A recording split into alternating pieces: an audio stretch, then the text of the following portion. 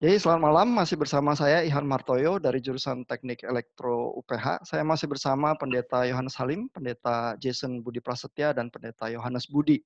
Kita malam ini ngomongin soal berkhotbah, dan yang barusan kita lihat klipnya adalah Paul Gilbert ngejam sama Nathan East. Dua-duanya ditantang untuk main kunci A saja, begitu terus menerus, nggak pernah ganti kunci, tetapi saut-sautan dengan berbagai variasi. Nah, problem yang kita mau pikirkan di round yang ini adalah kenapa pengkhotbah itu khotbahnya selalu sama aja setiap kali ya. Semua orang punya ciri khas, rasanya seringnya bahas Alkitab, Alkitabnya dari banyak-banyak sumber, tahu-tahu ngomongnya begitu lagi begitu ya. Nah, pertanyaannya apa benar memang fenomenanya seperti itu? Lalu apa itu merupakan indikasi ya bahwa itu kondisi spiritualitas kita ya? Jangan-jangan pengkhotbah itu stagnan atau apa begitu ya? Kenapa nggak bisa move on dan seterusnya? Silakan, saya kasih Pendeta Yohanes Halim dulu untuk berkomentar, Pak. Ya, makasih Pak Ihan. Saya pikir kalau yang disebut sebagai khotbah yang itu juga adalah topiknya, saya pikir mungkin bukan itu ya, karena kan topik bisa kita berganti, tapi mungkin ada dulu kita pernah dengar kan satu lagu yang Jesus is the answer, gitu ya. Jadi pertanyaannya apa aja, jawabannya Jesus is the answer gitu ya. Mungkin itu yang kita maksud, jadi arahnya ke sana. Saya pikir kalau kita berkhotbah hanya sekedar kita berpikir dari otak kita mau khotbah apa, saya pikir kita akan terjatuh kepada hal yang sama, karena itu yang sedang kita gumulkan, itu yang sedang kita hadapi, itu yang positifnya. Yang negatifnya mungkin ya itu, karena kita juga nggak move on dari posisi yang sama bertahun-tahun. Tapi kalau kita coba nggak lebih pintar dari Tuhan, Tuhan sudah memberikan satu set Alkitab yang saya pikir kalau kita bisa sisir pelan-pelan, itu begitu banyak tema, begitu banyak topik yang bisa kita angkat dari setiap kitab yang Tuhan berikan. Saya itu membayangkan seperti kabel listrik yang 3 kali 2,5 tuh. Nah, itu kan ada kabel, ada warna biru, ada warna hitam, walaupun dalam satu titik yang sama, satu potongan kabel yang sama. Saya pikir kalau kita, dan dia akan terus pindah gitu. Mungkin kalau kabel masih sama terus ya sepanjang jalan, tapi kalau kita tema di Alkitab itu akan terus progresif gitu ya, maksudnya berubah gitu. Walaupun tema utama tidak akan berubah, tema utama tetap tentang Kristus. Menurut saya, apa yang dikerjakan Kristus, siapa Kristus, dan apa yang dikerjakan Kristus gitu. Mungkin itu kali kalau kita mau coba tidak stagnan gitu. Oh, berarti menurut Pak Yohanes Halim, sebenarnya kalau kita nempel ketat aja di Alkitab, Alkitab itu cukup beragam ya, sehingga itu aja kalau kita biarkan Alkitab itu yang berbicara, jangan-jangan kita tuh malah nggak stagnan ya, karena Alkitab variasinya cukup kaya ya, sehingga kita tuh kalau nempel di situ bisa nggak terjebak kemana-mana ya. Oke, Pak Jason, gimana Pak pendapatnya? Dengan mengintegrasikan ya. Jadi misalnya teologia dengan psikologi yang jelas kayak di STTRI. Kemudian mengintegrasikan, misalnya di satu khotbah mengintegrasikan teologia dengan psikologi. Jadi dari satu teks bagaimana diintegrate theological konsepnya dan psikologi. Di next khotbahnya mungkin dari teks yang sama tuh ya, dari perikop yang sama, dari teks yang sama, integrasinya teologi dengan filsafat. Masih dari teks yang sama diintegrasikan teologi dengan apa misalnya biologi. Mau itu aja sudah beda, sudah kaya sekali ya. Jadi penekanannya bisa lain. Dan yang kedua mungkin juga mengeksplorasi bagaimana teks-teks yang biasanya kita baca berdasarkan atau dari kita mendapatkan insight itu dari banyak orang Kristen atau teolog-teolog Kristen, kita mau lihat teks yang sama, teolog Yudais misalnya ngomong apa. Nah itu aja sudah banyak memperkaya sih. Jadi bisa teksnya sama, bisa ininya, tapi mungkin pelajarannya aja udah akan beda-beda lagi tuh. Betul, betul. Jadi kalau menurut Pak Yohanes Halim Alkitab itu aja udah kaya, kalau kekayaannya itu kita integrasi lagi dengan yang lain ya, baca kitab Roma, terus bandingkan dengan bagaimana Wesley baca Roma atau Luther baca Roma, itu aja kita udah punya sudut pandang yang bisa jauh lebih kaya lagi begitu ya. Sehingga sebenarnya kolam atau samudranya pengkhotbah itu bisa nggak habis-habis sih sebenarnya ya. Pak Yohanes Budi gimana Pak pendapatnya? Ya, kalau saya agak berbeda sedikit sih. Jadi memang samudra itu kan luas. Cuma ikan itu kan memang memilih satu tempat aja gitu. Walaupun ikan yang traveling seperti salmon dan sebagainya, tapi kan jalur travelingnya itu juga sama gitu. Dia tidak akan mengambil jalur traveling yang nggak sama. Mungkin ya, saya nggak pernah ngikutin ikan salmon berenang sih. Tapi tapi kan kira-kira itu begitu. Jadi di samudra yang luas ya ikan itu dia akan memilih wilayah di mana dia hidup begitu. Samudra itu dalam, tapi ya dia punya wilayahnya dia sendiri dan dia selalu ada di sana aja. Jadi kalau saya itu punya pergumulan begini ya. Jadi dari pengalaman saya pelayanan, berkhotbah dan sebagainya, saya melihat bahwa beberapa tahun bahkan bisa cukup panjang begitu ya, khotbah saya itu temanya akan selalu mirip-mirip aja ke sana gitu.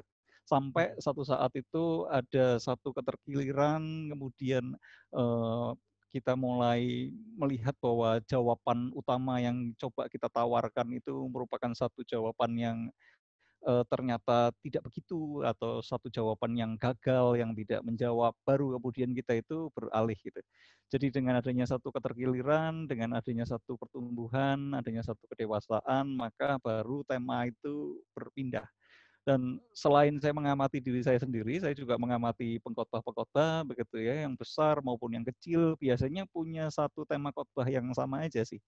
Sekalipun waktu elaborasi, waktu eksposisi, kita bisa menggali segala kekayaan, tetapi begitu masuk ke aplikasinya gitu ya, begitu kita itu mau memberikan jawaban, ternyata jawaban kita itu ya itu aja gitu. Itu yang saya lihat. Jadi yang bisa diilustrasikan itu kalau kita punya Indomie, ya kita mencoba bagaimana Indomie itu tetap enak begitu ya, walaupun anak itu dari kecil sampai tua kita kasih makan Indomie, tetap aja Indomie itu enak. Dan kemudian yang bisa kita lakukan adalah membuat variasi-variasi aja, Indomie goreng, Indomie kare, Indomie cabai hijau, rendang dan sebagainya begitu. Rica-rica dan sebagainya, kita bisa list sebanyak mungkin itu. Kita ngomong ini variatif, tapi sebetulnya semuanya Indomie begitu. Itu yang saya rasa merupakan satu bagian dari pergumulan kita sebagai pengkhotbah. Umumnya begitu. Sebutkanlah nama. Nama-nama besar, nama-nama kecil, umumnya mereka akan lari ke satu tempat aja gitu. Oh, jadi kita harus sebut nama nih sekarang. Enggak, misalnya. Saya sebut nama satu, Pak. Satu penulis buku tapi tokohnya di Amerika. Satu namanya Steve Childers. Dia pernah melakukan research mengatakan bahwa setiap pengkhotbah besar itu sebetulnya cuma punya 5 khotbah. Gitu. Oh 5 ya, lebih banyak daripada 1 ya. Bagus. Ya, 5, tapi 5. Selebihnya adalah variasi dari 5 itu katanya. Jadi saya sebut nama tuh. Tapi dicarilah namanya. Ya, jadi yang dibilang Pak Yohanes Budi adalah oke, samudra itu luas, bahkan teks Alkitab itu luas juga, tapi bahwa memang pengkhotbah itu hidup di dalam limitasinya dia ya. Mau mengintegrasikan dengan bidang yang lain, satu psikologi aja seumur hidup nggak selesai ya, apalagi mau filsafat, mau historical dan lain sebagainya ya. Kita tetap akhirnya di dalam limitasi kita itu main di tempat yang kita paling nyaman ya akhirnya ya. Sehingga akhirnya kita soundingnya ya itu-itu aja sesungguhnya ya. Jadi gimana ya, walaupun Alkitab luas, kita baca Alkitabnya gitu-gitu aja. Pak Yohanes Halim, supaya khotbah kita 1 bisa jadi 5 lah paling dikit gitu ya, atau 2 atau 3. Gimana ya tipsnya ya? Ya, kalau saya pikir sih itu bergantung juga mungkin dengan apa yang menjadi pergumulan kita bersama Tuhan ya. Artinya kita tetap harus duduk bertelut sama Tuhan, bagaimana kita bisa growing. Dan saya pikir saya nggak bisa lompat gitu. Saya nggak bisa lompat dari posisi saya hari ini ke posisi saya 20 tahun sekarang. Dan saya hanya ikutin bagaimana Tuhan pimpin saya gitu. Artinya bukan pasrah, tapi I try to do my best gitu. Tapi memang mungkin yang Pak Yohanes Budi bilang, akhirnya kita akan ada track yang seakan-akan arus di tengah lautan itu memang ada ya Pak ya. Ada arus yang terus yang mengikat kita. Tapi saya pikir kalau kita berserah dan Tuhan akan pimpin juga ke arah yang lebih baik mestinya sih. Atau mungkin juga Tuhan pakai kita memang untuk apa yang kita gumulkan menurut saya mungkin nggak sia-sia juga. Ada sekelompok komunitas yang memang membutuhkan pergumulan yang sedang kita gumulkan. Iya, jadi kuncinya yang Pak Yohanes Halim bilang adalah, ya itu akhirnya tergantung dengan pertumbuhan rohani kita, dan kita mungkin memang nggak bisa lompat ya. Karena kalau saya bayangkan pertumbuhan rohani saya, ada area-area di mana saya stagnan bisa 7 tahun, 10 tahun ya, memang nggak bergerak kemana-mana sih. Karena harus digoncang oleh krisis tertentu ya, baru tuh harus memilih, memikirkan ulang ya, bagaimana pola bertumbuh yang selanjutnya, karena jalan yang biasa saya tempuh udah nggak bisa lagi ya, udah terbentur tembok begitu ya. Nah, tapi kan yang tadi kita lihat musisi jazz itu ya, bahwa dia mainin kunci yang sama, nadanya bisa macam-macam ya. Apakah misalnya kemampuan semacam itu muncul memang dari penderitaan dan krisis yang banyak ya, sehingga rasa musikal itu memang tumbuh ya di dalam nuansa yang semacam itu. Terus dia bisa ya kalau dipasang waktu, coba kamu improvisasi 10 menit gitu ya. Kalau nggak pernah menderita kali 2 bar udah habis ya improvisasinya dia, idenya udah habis ya. Nah, gimana ya caranya ya supaya walaupun kita penuh limitasi, khotbah kita mungkin dengan anugerah Tuhan itu lebih besar ya daripada limitasi kita itu ya. Pak Jason, apa bisa ada ide-ide, Pak? Iya. Ya dengan limitasi sih memang jadi membuat kita menyadari bahwa makanya Tuhan pakai semua orang masing-masing sesuai dengan keunikannya ya. Jadi kalau cuma kita yang nggak membosankan, satu-satunya orang yang bisa khotbah segala macam, ya Tuhan yang lain-lain jadi nggak laku dong pengkhotbah yang lain gitu. Nah di satu sisi saya pribadi ya, saya orang suka mencoba banyak hal gitu. Jadi saya mencoba kalau memungkinkan dalam hidup saya ini, misalnya saya nggak suka tenis, tapi saya pernah coba main tenis. Oh, ternyata megang raketnya beda dengan megang badminton gitu. Tapi pengalaman main tenis itu buat saya eksplorasi, karena saya jadi tahu area main tenis seperti apa. Saya nggak suka main golf, saya coba main golf. Jadi saya mencoba segala macam aktivitas. Kalau memungkinkan saya coba. Bungee jumping saya coba. Nyetir bis penumpang dari Surabaya ke Malang saya coba 2 kali gitu ya. Truk gandengan. Jadi semua pengalaman-pengalaman itu menolong saya juga untuk ternyata ini ada area-area kehidupan yang saya nggak pernah nyaman dan saya tidak ada di situ, tapi saya pernah mencoba. Dan dari cerita-ceritanya juga menolong bahwa cerita supir truk, supir bis atau pemain bola gitu ya, ternyata itu mungkin membuat variasi bagaimana saya melihat sebuah teks Alkitab, mungkin seperti pemain bass tadi ya. Dia bisa kemana-mana sih, tapi dia kan tetap main bass, ya nggak main piano gitu. Kuncinya tetap A, tapi alat musik yang dia mainkan tetap bass. Gitarisnya juga sama, gitu ya. Tapi bisa kemana-mana, dalam permainan bassnya itu dia bisa kemana-mana, karena eksplorasi yang pernah dia coba, tuh di keseluruhan ruas-ruas gitar bass ya. Oh, berarti kuncinya yang diusulkan Pak Jason adalah berusaha memang memperluas horizon pengalaman kita ya, sehingga kalau diri kita itu wadahnya makin besar, mungkin memang kita lebih bisa menampung kekayaan teks yang kita coba hadirkan di tengah jemaat itu dengan kapasitas yang lebih ya, karena memang kehidupan kita sudah melihat horizon yang lebih besar itu ya. Ya. Jadi ya memang pengalaman-pengalaman gitu ya. Biasanya kan pendeta itu paling anti ke diskotik misalnya. Tapi bagaimana kita bisa cerita kepada orang yang suka ke diskotik kalau kita sendiri nggak pernah ke diskotik. Kita bilang orang jangan mabuk, kita sendiri pernah nggak ngerasain mabuk gitu seperti apa gitu. Jadi ya, mungkin hal-hal tersebut yang saya coba eksplorasi sampai di batas limit rada mabuk gitu ya. Oh, jadi tahu rasanya mabuk seperti ini. Oh, paling dikit hampir mabuk lah ya. Iya.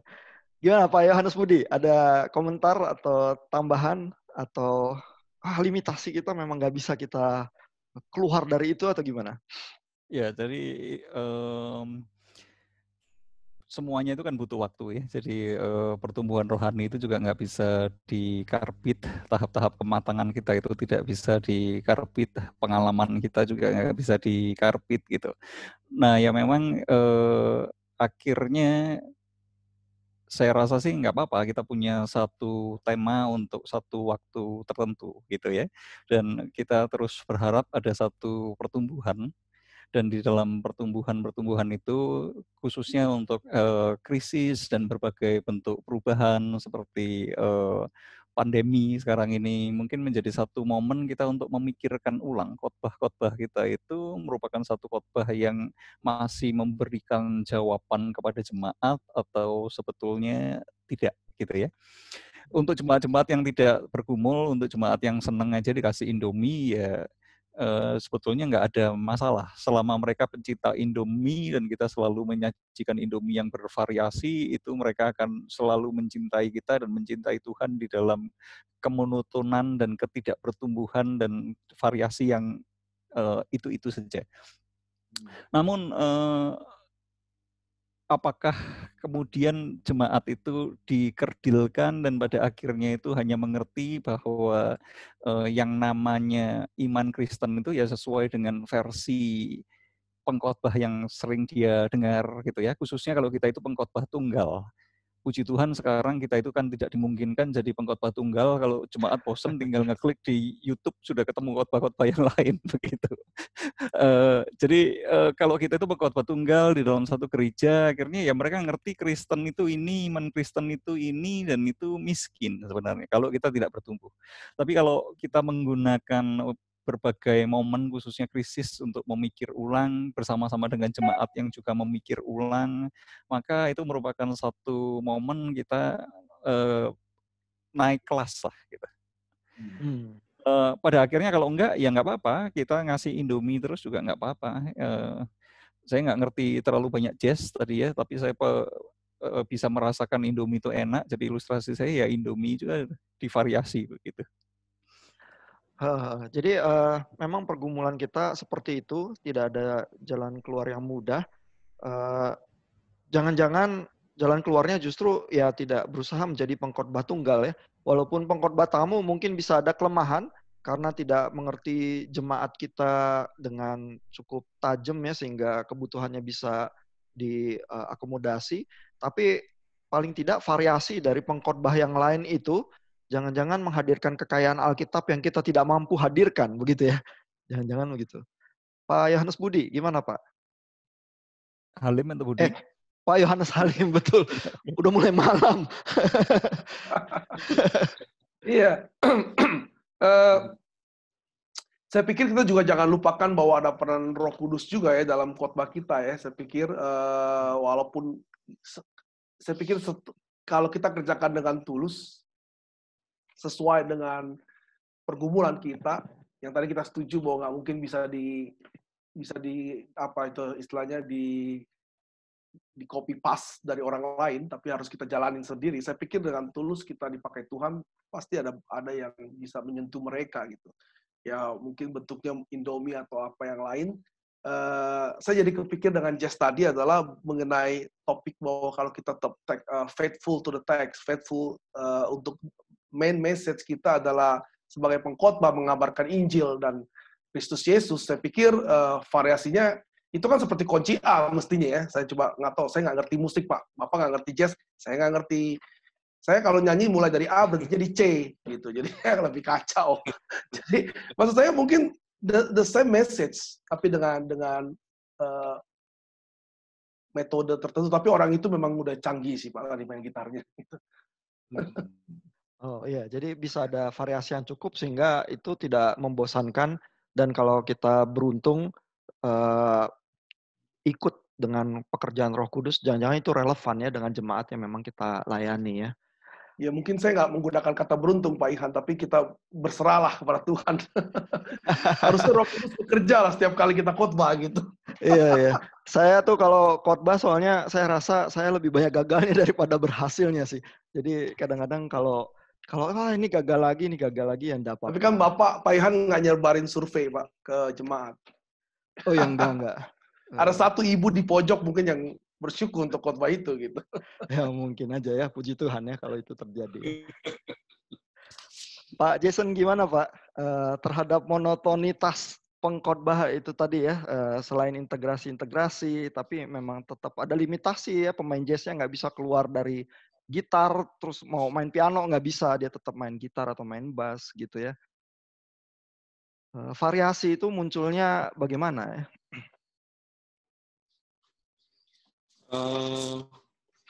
Mungkin dengan mendengar misalnya expert, kalau misalnya saya pengkhotbah ya, saya juga suka mendengar expert lain dari TED Talks, dari Toastmaster Internasional, atau juga dengerin Simon Sinek kasih presentasi, Steve Jobs dulu. Jadi dari orang-orang pembicara-pembicara dari area lain yang juga sedang mempresentasikan message yang mereka bawakan agar audiensnya itu terbantu gitu ya. Kan kita juga mau menolong orang supaya dekat dengan Tuhan. Mereka mau menolong orang supaya dekat dengan produk yang mereka jual. Nah, jadi saya dengan melihat dari tokoh-tokoh tersebut itu juga ada banyak hal yang menolong lah ya, supaya mungkin saya bisa coba. Ternyata saya nyoba nggak kayak mereka gagal, jadi saya curi ilustrasinya tapi dengan cara saya sendiri misalnya gitu ya. Nah, itu juga, dan juga banyak poin-poin yang mungkin oleh pembicara-pembicara sekuler itu menolong saya juga untuk ngerti, oh saya selama ini nggak ngerti loh message dari sebuah teks ya, tapi dengan dengerin dari mereka kok bisa klop saat itu, menemukan pengkalimatannya misalnya. Jadi ada banyak hal-hal yang sebetulnya bisa menolong kita tuh dari kalau bisa eksplorasi dari pembicara-pembicara lain juga dari kalangan yang bukan kalangan kita misalnya ya, itu juga meskipun sebel-sebel sih awalnya, tapi mungkin bisa menolong juga. Iya ya. Jadi kalaupun kita nggak bisa punya experience itu kan ada limitasi di kehidupan kita, tapi belajar dari pengalaman orang lainnya bisa meminjam dengan cara yang seperti itu ya, lewat biografi, pembacaan orang lain dan sebagainya ya. Saya rasa memang itu bisa berhasil karena Billy Graham selalu dibilang kalau dia khotbah, satu pegang surat kabar, satu pegang Alkitab ya, terus dia berkhotbahnya begitu ya, sehingga relevansi dia selalu terasa tinggi ya di telinga pendengar-pendengarnya.